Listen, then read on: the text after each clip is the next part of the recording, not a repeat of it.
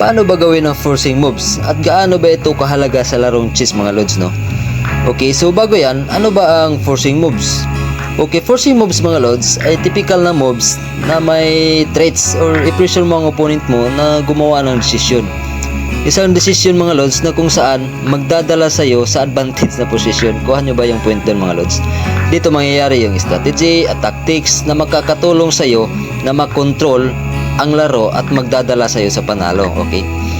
Ano ba ang mga example ng forcing moves at paano ba ito nagagamit? So ito yung mga example ng forcing moves mga lods. Dito mangyayari yung hindi inaasahan ng opponent mo na gawin mo o yung imo-move mo mga lods, no? Ito yung mga checks, yung captures, yung threats, kasama na dyan yung mga pins mga lods. So wag nyo i-skip ang video na to mga lods at sigurado ako na marami kayong matututunan sa video na to, okay? Kaya wag nyo kalimutang i-like, i-share, i-subscribe at i-hit yung notification bell mga lods para updated kayo sa mga video tutorial na i-upload natin sa channel natin mga lods, no? Para din naman na mamotivate nyo din naman ako na gumawa pa ng mga ganitong content mga lods katulad nito, okay? So let's go mga lods!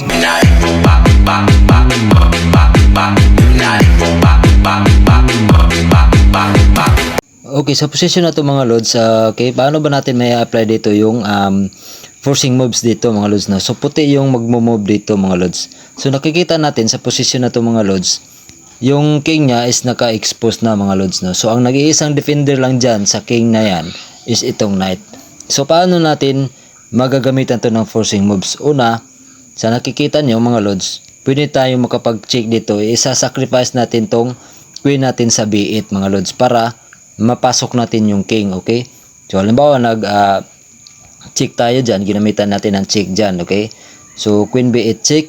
So walang ibang choice yung opponent natin kasi hindi naman makapag-move yung king na yan dito kasi meron tayong dark bishop sa line na yan. Okay, so hindi siya makapag-move ng king dyan. So ang gagawin ng opponent natin, wala siyang ibang choice kundi magdi-decision siya na i-take niya itong queen natin. So ngayon mga lods, gagamitin na natin itong rook natin para i-check yung king na yan. Hindi niya pwedeng kainin yung rook natin kasi suporta yung dark bishop natin mga lods. So tapos na, checkmate na yan mga lods. So yan yung isa sa mga example ng forcing moves. Okay, so punta tayo sa another example mga lods, no?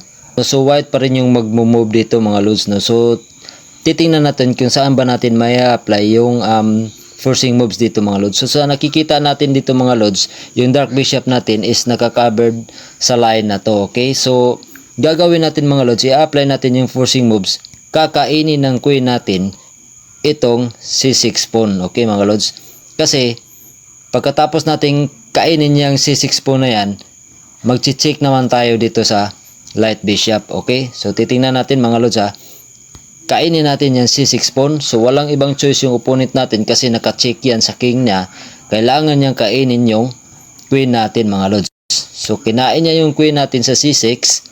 Okay, so gagamitin na natin tong light bishop natin para i-check yung king. So yan yung tinatawag na forcing moves mga lods, no? So hindi na makapag-move yung king niya dito kasi covered na to ng dark bishop natin. Ngayon checkmate na siya kasi wala nang mapupuntahan yung king niya kasi naka-check na yung light bishop natin. So sana mga lods, no, meron kayo nakuhang kunting idea kung paano gamitin yung forcing move. So kailangan natin mag-sacrifice ng mga major pieces para mapasok natin yung depensa ng kalaban. Okay, so ganun mga lods. So bibigyan ko pa kayo ng isa pang example mga lods. Okay, ito yung malupit na forcing moves mga lods, no? So tingnan nyo yung ginawa ko dito mga lods sa game na to mga lods, no? So ginulat ko yung opponent ko dito mga lods after ko mag e4 mga lods, ayan, nag e5 yung opponent natin, normal development, no, sa gitna. Okay, so tumira tayo dito ng second move mga lods sa bishop c4 mga lods. Okay, so nag-move yung kalaban natin dito ng knight f6 mga lods. So hindi niya inasahan mga lods, titira tayo ng bishop takes f7 pawn. Ayan mga lods, no. So sobrang gulat nito na opponent natin bakit natin ibinigay yung light square bishop natin dito sa f7, no, na walang suporta o ano man lang continuation na atake. So ang ginawa ng opponent natin, kinain niya yung bishop natin mga lods ng libre. Okay, so nag-develop tayo dito ng knight f3 mga lods. So ganun din yung opponent natin, nag knight c6 siya mga lods para idepensa niya yung E5 pawn niya. Okay, so tumira tayo dito ng D4 mga lods. Ayan na mga lods, dito na nangyayari yung tricks natin dito, no. So ginamitan ko siya ng forcing moves para wala talagang lusot yung opponent natin dito. So ginawa ng kalaban natin, so kinain niya yung D4 po natin. Nag-move tayo ng E5 para atakihin yung knight mga lods. So ang ginawa ng knight niya mga lods, tumakbo dito sa D5 square. Okay, so dito na tayo nagkakaroon ng chance na makapagka-check sa king niya. Ayan na mga lods, dito na nangyayari yung tricks. So 9 moves lang dito mga lods, no, nag-resign yung opponent natin. Bakit? After niyang tumakbo yung king niya sa G8. Okay, so inilagay natin yung queen natin dito sa F3 mga lods. So ayan na, isang step na lang mamamati na yung opponent natin. So ang ginawa ng kalaban natin, kinain niya yung E5 po natin mga lods, para siguro maiko-cover niya itong knight niya dito sa F7 square. Kinain natin yung knight sa D5. Ayan na, with check. So walang ibang choice yan mga lods, kita nyo, knight F7 na lang yung natitirang chance niya para idepensa ang atake na yan. So dito mga lods, naglisa na yung opponent natin.